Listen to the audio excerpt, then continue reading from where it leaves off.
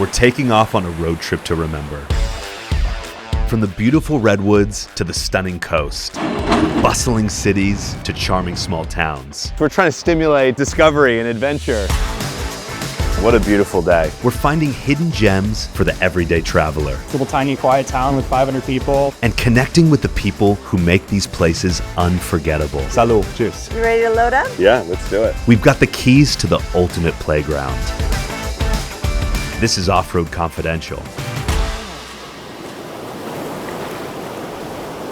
Our road trip begins in Marin County, a coastal corner. Less than an hour north of San Francisco. You'd be forgiven for thinking you were on the East Coast. This was an opportunity to rediscover California. And when you travel inland, green pastures and horseback riding trails pepper the landscape.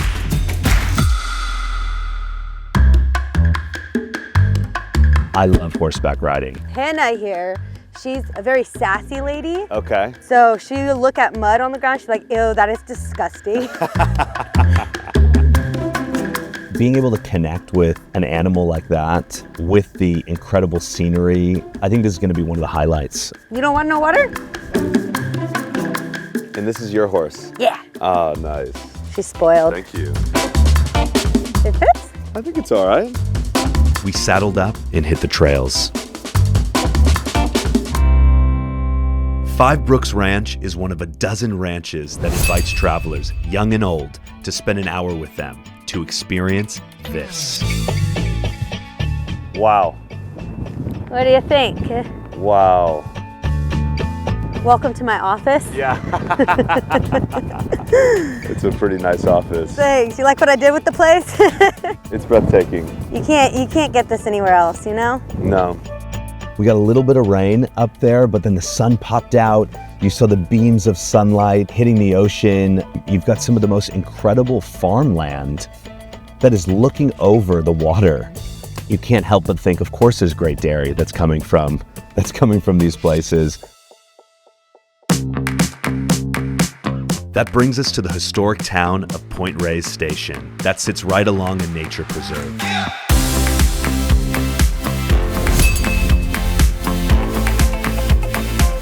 Thank you for coming. We're happy to have you here this afternoon. We've got pimento. Our Gouda's aged for about 13 months. 6 days a week, cheese lovers from all over the world come here to enjoy the wide array of dairy Jill and her family cultivate. How do you infuse a sense of place into these cheeses? You know, we kind of have a knack for it because we start with the milk that's produced here on the farm. Did you know that our cheeses have no lactose in them? They take sustainable farming seriously here. Healthy environment equals healthy animals equals healthy food. Can we get involved? Hungry, right? Can we get involved? Yes. We're talking about this. Okay, we're gonna go to Toma. I love this cheese. We could just refer to it as a farmer's cheese. Yeah. Because it represents the flavors of the farm. The milk components really come through as like rich creamery butter. Yeah. So really buttery. Yeah, yeah, absolutely.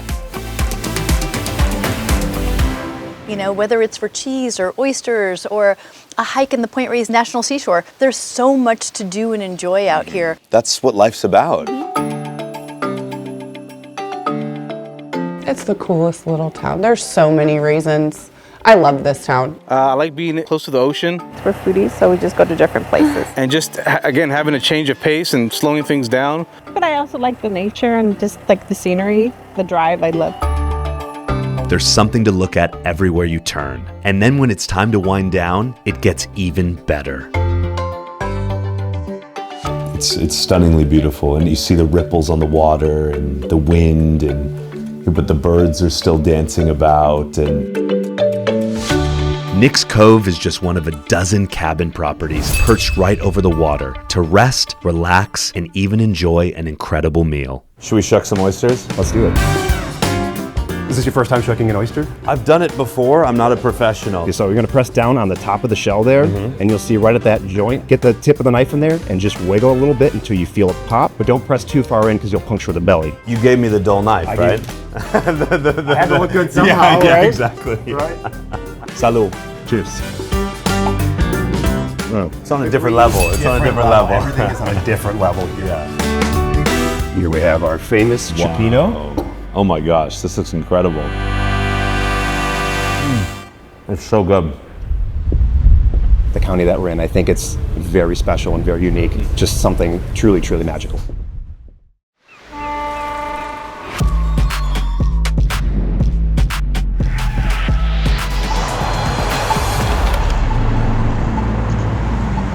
And we're back on the road for a couple hours driving to California's capital city. But don't let the skyscrapers and the city feel fool you. Sacramento is also the capital of America's farm to fork movement.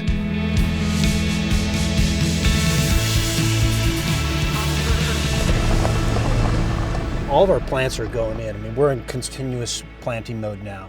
Just outside downtown, tucked into a well-developed neighborhood, Sean Harrison co-founded the city's original urban farm 25 years ago. It's called Soilborne Farms. So most everything starts by seed. And then because we're an urban farm, we also grow a lot of starts for like all the home gardeners. Yeah. Up over here is our youth garden. And that's where the kids do a lot of their work as well. We're learning like about compost. And it's all about reconnecting people with their food through events like pizza workshops and yoga on the farm. Come Saturday, this place is like a community mecca, right? There's tours and classes and food from the kitchen and farm stand. Most people, when you think of Sacramento, they just think that's where they do politics. It's so much more than that.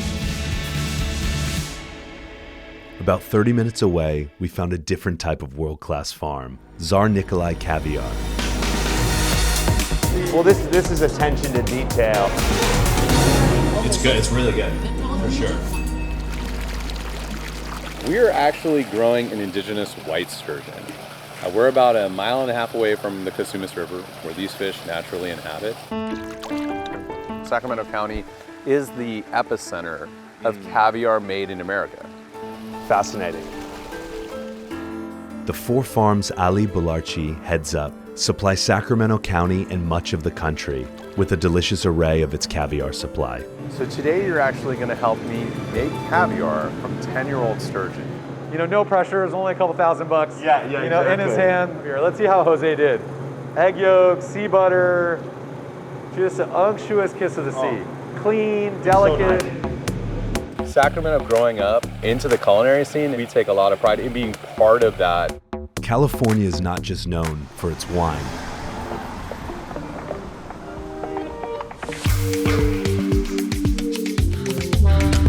But its amazing olive oil. And similar to wineries, many of these olive oil producers welcome guests to tour and taste. There's always an invitation for people to visit. We love it when they visit. They bring their families. At Jim and Andrea Mayer's farm, Frate Sole, they're showing off the beauty of olive trees and the liquid gold they make. Here they teach visitors to sniff, slurp, and even cough. A little. That's a 2 cougher. Into a greater love and appreciation of olive oil. The genesis of the farm to fork movement was to create more economic opportunity for agriculture to reach that end product.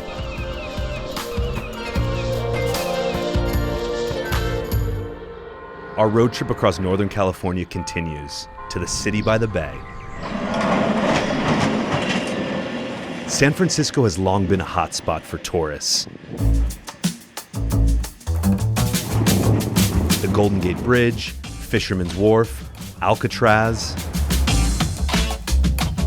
You can hear live music, you can go to different shows, you can see a beach, you can see mountains. It's such a walkable city. Every street's kind of different. There's no shortage of photo-worthy places. Or boutique hotels like Hotel Zoe. It's slightly off the super touristy, so it's it's nice right here.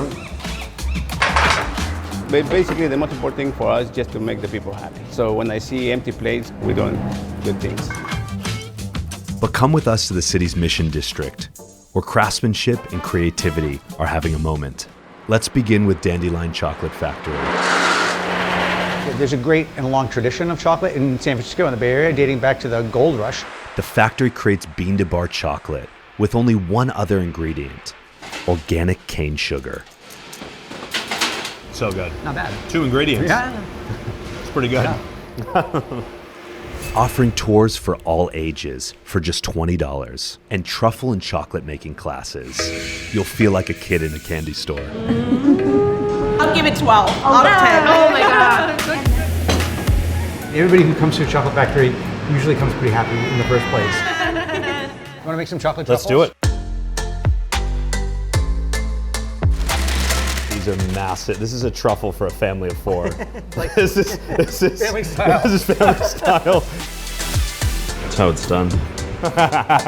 Nice. Just down the street is Flour and Water. This beautiful neighborhood community's grown around us. And you're in a place like the Mission District, it's always been special and always will be special. This is by far the simplest pasta that we do. The restaurant makes 93 different shapes of pasta in a 7-day week labor of love.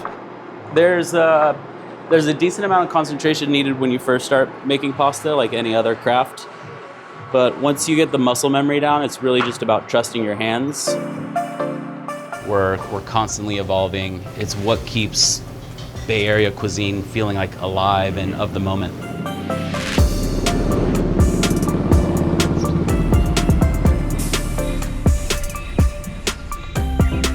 Dolores Park's been my favorite park for the past 10 years I've lived here. The secret's out on 120-year-old Dolores Park. Where is it, on that side of the street? Yeah, it's right across the street. Cool. Where that- The park's neighborhood is a bit more colorful thanks to this guy. One of the great things about murals is it communicates, it tells a story. Yeah. Saron Norris joins a community of artists painting the Mission District since the 70s. San Francisco is a city. You have all this down here. You have the city energy, but you can just walk not even a mile, 2 miles, and go straight into nature. What was that catalyst that ultimately made you choose San Francisco? I didn't really feel like anywhere else in the United States I belonged. 27 years later, I developed a career. I became an artist, all because of this city and its character and its ideology and its weather and its architecture and its nature. You can't get all that anywhere. This is a fantasy land. Up next. All right, man, let's do it. Kayaking and burgers on the bay, and a truly magical getaway by the sea. Our road trip continues. We're now heading down the stunning Pacific Coast Highway to a little piece of paradise called Half Moon Bay. I mean, what a beautiful day. We got so lucky. Oh, it's gonna be nice. Meet our tour guide, Chris, who helped outfit my crew and I for our adventure. Grab one of these blue jackets, Okay. size it up. These aren't as aesthetically pleasing as yours. I think purple and blue is my color. Lift your arms for me like you're getting arrested. Yeah. Oh, Yeah. you know that move. Yeah, exactly. But don't take Chris's disarming charm for granted. The man knows his stuff. Last August, I did 3 weeks up in Alaska. Oh my gosh, You wow. can load these boats with a month worth of food. I kind of grew up all over the place. I've been here in Half Moon Bay since '99. But I started this business in 2004.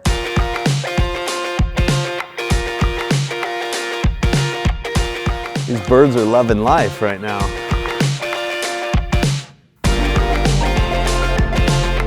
So this mountain up here on our right, the far mountain up there, that's Montara Mountain. That's the southernmost part of the Golden Gate National Recreation Area. Okay. So we're out here looking at National Park. That's what I love about this region, man, is just the access to nature. Yeah, the diversity. It's kind of all around you. We'll kind of swing by that point and that boat that's kind of sunk out there, we'll chat a little bit about, and then we'll head back. Cool.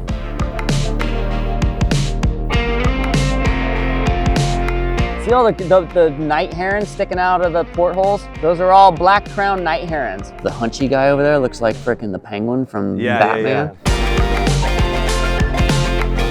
Wait, these are sea lions just laying on their backs? Yeah, just sunning themselves, man. Some of them are massive. Yeah. And they're like, the sun's out, guns out, bro. Yeah. They're like, we're gonna take advantage of this moment. By the end of our tour, we've worked up quite an appetite. I'm ready for some grub right now. Fortunately, my next stop is all about the food. And we're now heading south to this little town called Pescadero. Pescadero is a charming little town of just 500 people. Looking at Arcangeli bread and grocery store, you'd never know it. My grandfather famously said, if you bake it, they will come. And nearly everyone is here for the same thing. Well, we had heard about the artichoke bread. Oh, this is the famous artichoke bread. This is the artichoke bread. You had to try the garlic artichoke bread. We don't really cut it. It's like pull-apart bread. Kind of trying to think of something different and unique. I get it. Yeah. I understand. We serve it like this all day too, so you can always come get that hot loaf of bread right out of the oven. And it came out hot too, 12, 15 loaves, and they went quick. What do we grow in the area? Artichokes. Of course. We're Italian, so what do you put with Yeah. bread, Hey, garlic? Forget about it. Yeah, so it's like... This is the spot for this bread. It's a wonderful spot. The garlic bread with the clam chowder, 10 out of 10. We come from the Bay Area just to come here and get the bread. Most of our business is tourism and everything from the surrounding areas. I always try to say, like, I'm trying to keep Pescadero on the map. Saw it on Google. This place is awesome. Yeah, insane.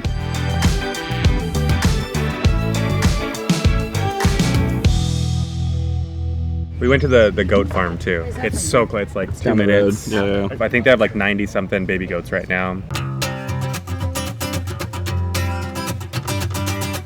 Babies, we have 93 babies right now. Then there's like 60 here and 60 across the road. That owner owning the goats lets us hold it. It's a fun weekend day trip. At the end of a busy day, there are few things better than a good burger. Let's do the hamburger. But this is far from your ordinary burger. It's made by Chef Scott Clark. What's up, brother? What's up, brother? How are you, man? Former chef de cuisine for a Michelin star restaurant in San Francisco. Michelin fine dining. It's a grind, man. It can be a grind, Yeah. and here it's like, it's pretty much set. You come in every day, make people happy. Serving California classics from inside this hard-to-miss red train caboose. I'm just excited for the burger. It's got a nice patty and the bread is fantastic and toasted. This sandwich is really good. It was delicious. If people feel a connection to yourself and the food and then want to have people that they love and care for also feel that connection, that is like the most important thing.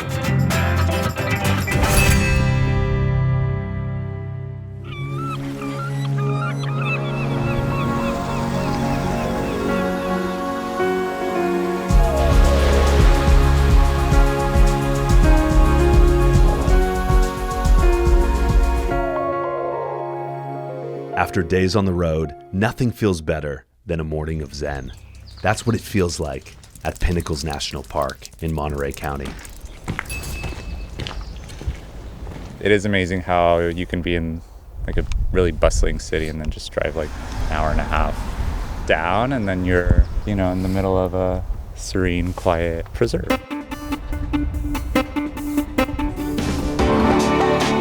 It looks like the set of a movie with incredible rock formations, I love all the big rocks. I feel like I'm in Utah. caves, and trails. We get to walk and exercise our bodies. All ages can enjoy a moment with Mother Nature. We're out here in wilderness with just a unique landscape. When we head back towards the coast, we arrive in Carmel by the Sea. You feel like you're in a different country. Owner Steven Disseldorp has taken his father's restaurant and created a quaint and quirky institution. People were coming in here to the restaurant and just to look at the paintings. From the murals of the Swiss countryside I don't know if you've seen all the little details in the paintings and stuff. to his loyal customers. Yeah, I've been coming here since high school, back in the 80s. I have a friend that we meet here every Saturday. We've met here every Saturday for the last 40 years. Affordable recipes have stood the test of time, including their famous cheese-filled blintz. You know, good food, good service, good prices. This place really captures the charm of this town. It's like stepping into a little fairy tale. When we see people on the street and they ask us where to go, we send them here.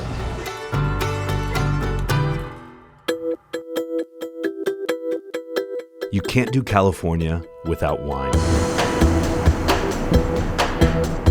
So we're ending the day at a one-of-a-kind destination in Carmel called Folktale Winery. 16 acres, a mountain view, and a chateau that looks like a castle. There he is. How you doing, guys? There's more wine coming. I landed here working for a larger wine company that transferred me here probably 3 days in. My wife told me she was never gonna leave. So I was like, okay, maybe I should plant my roots. Those roots benefit from Monterey County's cool climate and rocky soil, helping Greg Ahn, the founder of Folktale, create this. So this is our wine production facility. This is where all the grapes come, and we magically turn it into wine. Yeah.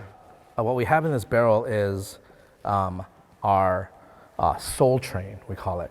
It's really nice. Yeah, interesting, No, right? it's really, Yeah. really nice. I like it. Now we're going to do a little soul train line. Yeah. I was going to say that. I'm like, sold. I've heard you say that Folktale is all about storytelling.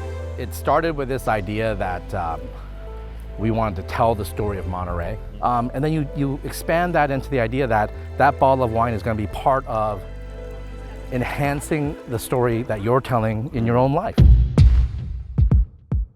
So yeah, it's my birthday weekend and we're on our third bottle already. So guess we're doing well. It's lovely out here. It's the sunshine. And then of course, there's booze. We love it. It's wonderful here. I didn't know places like this existed in the States or in North America.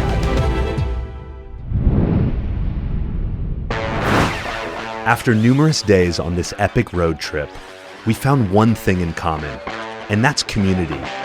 Places and people, all with their own stories to tell, and they're ready to share them with the next traveler who drives in.